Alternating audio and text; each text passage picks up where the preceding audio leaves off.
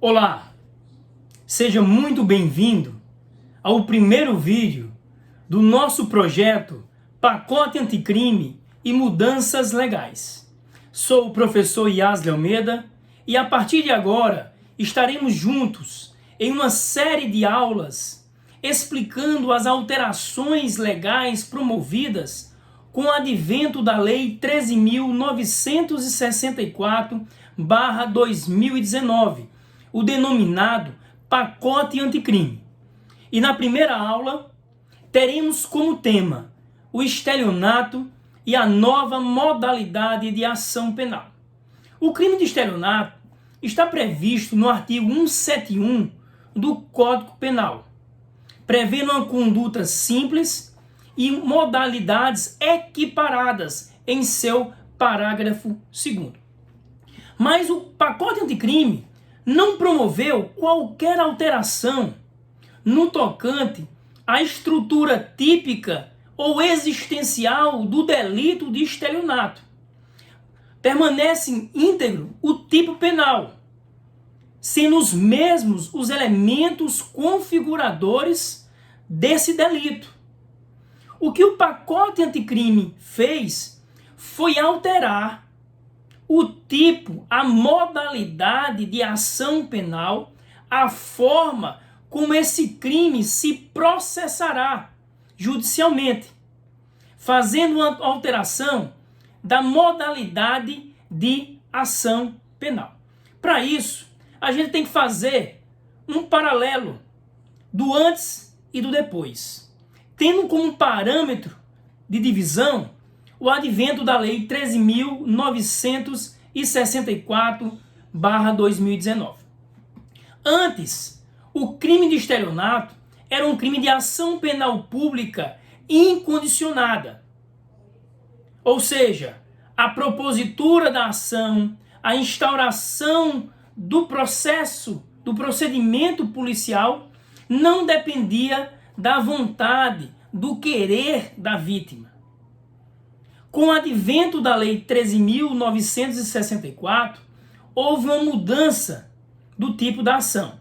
E a partir de agora, os crimes de estelionatos praticados após a vigência dessa lei se processarão mediante ação penal pública condicionada à representação da vítima ou de seu representante legal. Mas para que se sedimente esse processo de mudança, é necessário a gente fazer uma mera retrospectiva do que o Código Penal estabelece para a definição do tipo de ação penal. E para isso, vamos nos abeberar do que dispõe o artigo 100 do Código Penal. E o artigo 100 estabelece que, via de regra, todos os crimes previstos no Código serão crimes de ação penal pública incondicionada. Isso mesmo. Via de regra, os crimes previstos no Código Penal serão crimes de ação penal pública incondicionada. Só serão de outra modalidade quando a lei assim dispuser. Quando a lei preveja expressamente outra modalidade.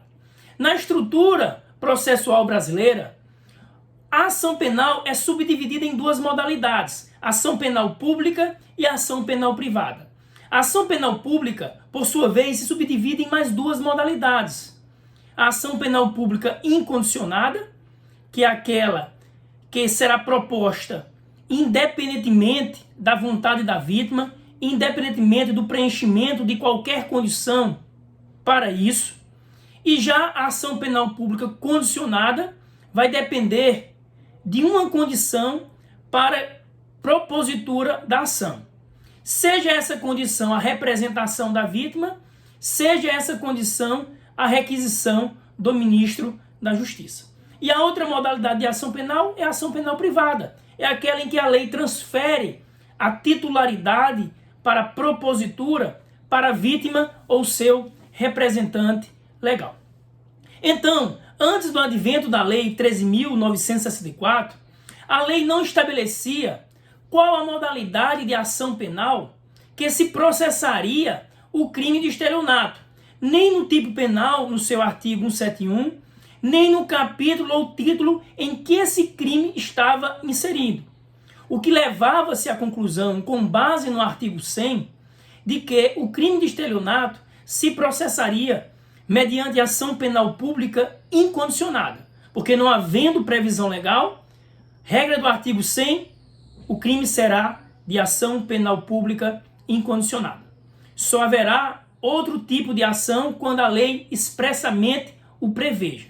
Foi o que ocorreu com o pacote anticrime, que incluiu no artigo 171 o parágrafo 5º e estabeleceu expressamente que o crime de estelionato, a partir de então, será um crime que se processará mediante ação penal pública condicionada à representação da vítima ou de seu representante legal. Isto é, o inquérito policial só pode ser instaurado a partir de agora e a denúncia só poderá ser ofertada e aí o processo criminal só poderá ser instaurado quando a vítima ofereça representação. E o que é representação? É uma manifestação expressa, seja escrita, seja oral, feita pela vítima ou seu representante legal, demonstrando o interesse em processar o autor do estelionato. Então aí, a principal ponto crucial de alteração em relação ao delito de estelionato. A mudança da modalidade de ação penal, que antes era de ação penal pública incondicionada, a regra, e passou a ser, como regra, ação penal pública condicionada. Mas vejam só, o pacote anticrime estabeleceu 4 ressalvas em relação ao tipo de ação penal para o estelionato. O pacote anticrime, ao incluir o parágrafo 5º no artigo 171, estabeleceu que, se o crime de estelionato for praticado contra a administração pública direta ou indireta, for praticada contra criança ou adolescente, contra pessoa com deficiência mental ou contra pessoa com maior de 70 anos ou incapaz, essa ação penal para o crime de estelionato praticado contra essas pessoas será pública incondicionada. Tá ok? Então anotem aí. E fiquem ligados, vai despencar em concurso público. Vai despencar na prova da OAB. Crime de estelionato, regra, hoje, com o advento do pacote anticrime, a ação penal será pública condicionada à representação. Exceções, quando o crime de estelionato seja praticado contra a administração pública direta ou indireta, contra criança ou adolescente, contra deficiente mental, contra pessoa maior de 70 anos ou incapaz, tá bom? Fica ligado nisso. Só que o ponto crucial a tratarmos hoje não é só sobre a mudança da modalidade de ação penal, mas sim sobre as consequências jurídicas que vão resultar da mudança da modalidade de ação penal. Primeiramente, falando quais os fundamentos que levaram o legislador a mudar o tipo de ação penal. E a doutrina estabelece e mostra que o legislador foi imbuído de um sentimento, baseado em quê? Primeiro, o crime de estelionato é um crime de natureza patrimonial, que vai violar um direito disponível, o patrimônio da vítima. E segundo, que a vítima, no crime de estelionato, em razão de ser incluída em um cenário falso de percepção da realidade, acaba participando da realização do crime com uma boa fé, mas acaba participando. E por isso o legislador entendeu que nesse contexto seria interessante preservar o interesse da vítima, para que ela viesse, ao final, decidir se queria ou não queria processar o autor do estelionato, do autor que lhe enganou e obteve vantagem devido às suas custas, tá? E por isso transferiu a decisão para a vítima, e não mais afastando a sua manifestação de vontade para instauração do inquérito e para propositura da ação penal, tá? Mas aí, portanto, não é isso. O que eu quero discutir com vocês é a aplicação da lei penal no tempo. E aí, fazendo o estudo das consequências jurídicas que vão decorrer, que precisam ser estudadas com o advento da lei, com a vigência da Lei 13.964. Ou seja, com a nova modalidade de ação penal para o crime de estelionato. Aí vem a pergunta: o crime de estelionato, se for praticado antes da entrada em vigor da lei, será de ação penal pública incondicionada ou condicionada? Se foi praticado depois da entrada em vigor do pacote anticrime. Eu vou começar pela segunda pergunta, que é bem fácil. Princípio do tempus regit acto. A lei aplicável é a lei vigente no momento da prática do crime. Com o advento do pacote anticrime, da Lei 13.964, que passou a vigorar no dia 23 de janeiro de 2020, os crimes que forem praticados após sua vigência se submeterão à sua incidência, ao seu rigor. E aí, a lei prevê, em seu parágrafo 5º agora do artigo 171, que a lei, o crime de estelionato é de ação penal pública condicionada. Então, todos os crimes que forem praticados após sua vigência, por óbvio, serão processados mediante ação penal pública condicionada à representação.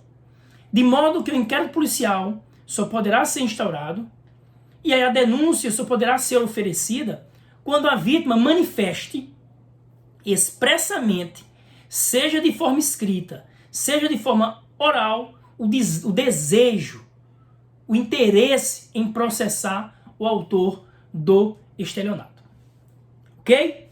Aí volta a primeira pergunta. E em relação aos crimes de estelionato que tenham sido praticados antes da entrada em vigor da lei, do pacote anticrime, continua sendo de ação penal pública incondicionada? Ou vai ser aplicada a nova regra de ação penal pública condicionada? Condicionada. Como ficarão? E aí vão gerar várias perguntas. Como ficarão os inquéritos policiais em andamento? Como ficarão os processos criminais em curso? Será necessário intimar a vítima para a continuidade do inquérito policial ou do processo criminal? E sendo necessária essa intimação, qual o prazo para a vítima oferecer a representação? E qual seria o termo inicial da contagem desse prazo? São essas perguntas que precisam ser respondidas. Vamos lá? O primeiro ponto a saber é qual a natureza da lei alteradora. O pacote anticrime, em relação a essa parte, é uma lei meramente processual? É uma lei material? Ou é uma norma penal mista, híbrida? A doutrina, de forma uníssona, declara e defende que o pacote anticrime é uma norma penal híbrida, mista, que tem um reflexo no processo penal e também no direito material, pois além de mudar a modalidade de ação penal que vai refletir no processo criminal, também vai ter um reflexo direto no direito material penal, em razão do reflexo no direito de punir do Estado. Haja vista que a mudança da ação penal exigindo a representação poderá gerar a extinção da punibilidade do agente em razão da decadência, tá? Então esse ponto é extremamente importante. E aí vamos definir que pacote de crime, nessa parte, é uma lei, é uma norma penal híbrida ou mista. E sabendo disso, avaliar, em razão do seu caráter híbrido, a natureza da extraatividade dessa lei. A nova lei é ultrativa ou retroativa? Se ela fosse uma lei meramente processual, ela tinha eficácia direta, imediata aos crimes, ao processo em andamento. Só que, em razão do seu caráter híbrido, misto, o pacote anticrime, no tocante ao estelionato, no tocante ao ponto que estamos falando, ela possui caráter retroativo, nos termos da Constituição Federal, pois é mais benéfica ao réu. Benéfica por quê, professor Yasley? Porque em se tratando de ação condicionada à representação, vai depender da manifestação da vítima. E se ela se silenciar ou não quiser representar, o processo vai se esvair e a punibilidade vai ser declarada extinta. Então o réu vai se beneficiar. Se fosse incondicionada, nenhum efeito prático haveria, tá? Nenhum efeito prático haveria. Então, ponto importante, esse caráter retroativo, né, do pacote anticrime. E aí vamos. E qual o procedimento a seguir?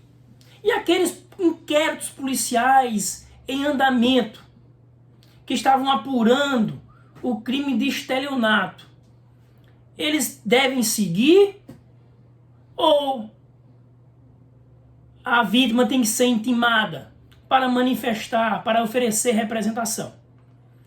A boa parte da doutrina que se debruçou sobre essa temática, e aí eu concordo plenamente, é que os inquéritos policiais instaurados e que têm uma relação a crimes praticados antes da vigência da Lei 13.964, eles devem ser suspensos e as vítimas devem ser intimadas para que compareçam na unidade policial para manifestar o seu interesse em processar o autor do estelionato. Então a vítima tem que comparecer na delegacia para representar, oferecer representação contra o autor do crime de estelionato. Fique ligado nisso, pessoal. Fique ligado nisso. Então o delegado de polícia determina a intimação para que a vítima compareça na delegacia e ofereça representação. Certo? Ofereça a representação. Mas se ele não oferecer, se intimar e dizer, eu não quero, ou se simplesmente não foi encontrado ou intimado não comparecer, o delegado de polícia vai concluir o inquérito no estado em que se encontra e encaminhar para o Ministério Público, para aí que tome as providências devidas no sentido de se deixar escoar o prazo para o oferecimento da representação e aí o juiz possa posteriormente declarar a extinção da punibilidade, ok? Da punibilidade. Mas em se tratando do processo criminal que esteja em andamento, denúncia, primeiro vamos ter dois parâmetros. O inquérito policial já foi concluído, remetido à justiça. Já recebeu a numeração de tombamento do processo.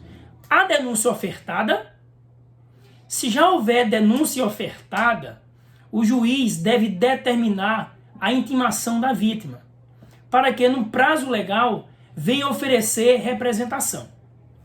Se a vítima comparece e manifesta o interesse em processar o autor do crime, o processo prossegue. E aí segue em seus ulteriores termos. Mas se a vítima comparece, mas apresenta o interesse em não mais processar o autor do crime, demonstrando que não quer representar contra o autor do fato, o juiz então vai deixar escoar em cartório o prazo para o oferecimento da representação. fim do qual vai declarar a extinção da punibilidade pelo reconhecimento da decadência. E se a vítima não comparecer, apesar de intimada? Ou se não for encontrada? Igualmente, o juiz determinará que os autos aguardem cartório, até porque o processo não pode seguir.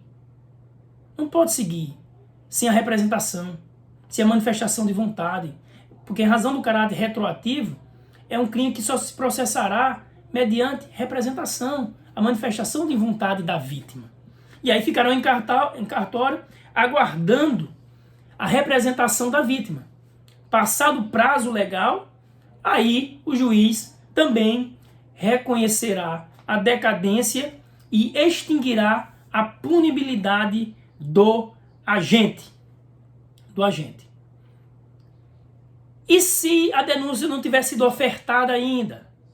Nesse caso, eu vejo que o Ministério Público deve determinar o retorno dos autos do inquérito para a delegacia, para que o delegado determine a expedição de intimação para a vítima, para que ela compareça na delegacia e aí ofereça ou não a representação. Ok? Certo. Próximo ponto. Eu falei de prazo. Mas qual o prazo para que a vítima ofereça representação? A doutrina hoje ainda diverge sobre qual o prazo legal que deve ser aplicado em relação à ação penal pública condicionada do estelionato, diante do advento do pacote anticrime. Eu corroboro com o entendimento de que o prazo é o prazo da regra geral estabelecida no Código Penal e no Código de Processo Penal. Prazo esse de 6 meses. Então a vítima terá o prazo de 6 meses para oferecer a representação, para manifestar o seu interesse em processar o autor do crime, e aí permitindo que o inquérito policial continue ou que o processo criminal tenha seu andamento continuado. Ok? Fácil? Beleza. Vamos em frente. Olha, por que eu defendo a posição de que o prazo é o de 6 meses? Porque é o prazo regra geral. É o prazo da regra da representação para todos os crimes que exigem representação. Como o pacote anticrime não estabeleceu um prazo diferenciado, um prazo excepcional, um prazo menor para o oferecimento da ação penal pública condicionada à representação do crime de estelionato, então, se a lei não estabeleceu esse prazo especial, devemos nos voltar ao prazo geral, que é o prazo previsto tanto no Código Penal como no Código de Processo Penal. Ok? Agora, tem doutrina que entende que deve ser feita uma interpretação analógica, uma interpretação extensiva do prazo estabelecido na Lei dos Juizados Especiais Criminais, que é a Lei 9.099/95. Essa lei, quando foi instituída em 1995, transformou os crimes de lesão corporal leve e culposa, que eram de ação penal pública incondicionada, transformou em crimes de ação penal pública condicionada. Só que a própria lei estabeleceu um prazo diferente. A Lei 9.099 previu que o prazo para o oferecimento da representação nesses crimes de lesão leve e lesão culposa seria de 30 dias. O que não ocorreu com o pacote anticrime em relação ao estelionato. Mas tem doutrinadores que defendem que esse prazo de 30 dias deve ser aplicado analogicamente à ação penal condicionada do estelionato. O que eu não concordo. Haja vista que o artigo 3º da Lei de Introdução ao Código de Processo Penal estabelece que o prazo poderá ser a menor, desde que a lei alteradora o preveja expressamente, o que não foi o que ocorreu com o pacote anticrime. Nesse sentido, do prazo também de 30 dias, existe o enunciado número 4 do Conselho Nacional dos Procuradores Gerais do Ministério Público, que orientam os ministérios públicos estaduais no sentido de entender que o prazo para oferecimento da representação é de 30 dias, justamente baseando-se na questão de uma interpretação analógica extensiva que tem que ser feita. O que eu discordo totalmente. Porque se a lei não estabeleceu um prazo menor, não poderia, mediante a interpretação analógica, violando o artigo 3º da Lei de Introdução ao Código de Processo Penal, darmos um prazo reflexivo, um prazo paralelo, só porque seria, em tese, mais benéfico para o réu, tá bom? Então só nos resta aguardar, no tocante ao prazo para oferecimento da representação, a posição dos tribunais superiores, que decidirão de uma vez por todas se o prazo para oferecimento da representação será de 6 meses, nos termos do Código Penal e da Lei e do Código de Processo Penal, ou se será de 30 dias, utilizando a interpretação analógica e extensiva da Lei 9.099. E último ponto, qual o termo inicial da contagem desse prazo? Ao meu modo de ver, o prazo de 6 meses. Quando se começa a contar o prazo? Eu vejo, e aí me abeberam a mais abalizada doutrina, que diante da lei alteradora que modificou o quadro da modalidade da ação penal, o termo inicial da contagem do prazo de 6 meses se inicia da data da vigência da nova lei. Então a vítima terá 6 meses a contar do dia da vigência da lei 13.964/2020, ou seja, o dia 23 de janeiro de 2020, porque prazo penal conta-se o dia do início, para oferecer. Passando 6 meses a contar dessa data, ele perde esse direito em razão da decadência. E após esse prazo, deverá o juiz declarar a extinção da punibilidade. Tá ok, pessoal? Então, assim, muita coisa ainda está para ser discutida. Temos que aguardar ainda muita posição dos tribunais superiores para definir alguns pontos que ainda geram grande divergência na doutrina, tá? Mas são essas as impressões que eu queria passar para vocês. Espero que tenham gostado. Sigam-me no Instagram, @YasleAlmeida. Inscrevam-se no meu canal do YouTube, Yasle Almeida. Deixe lá seu like. Compartilhe e compartilhe muito minhas redes sociais com seus amigos e seguidores para a gente criar uma grande legião e aí discutirmos várias temáticas relacionadas ao direito penal e processo penal.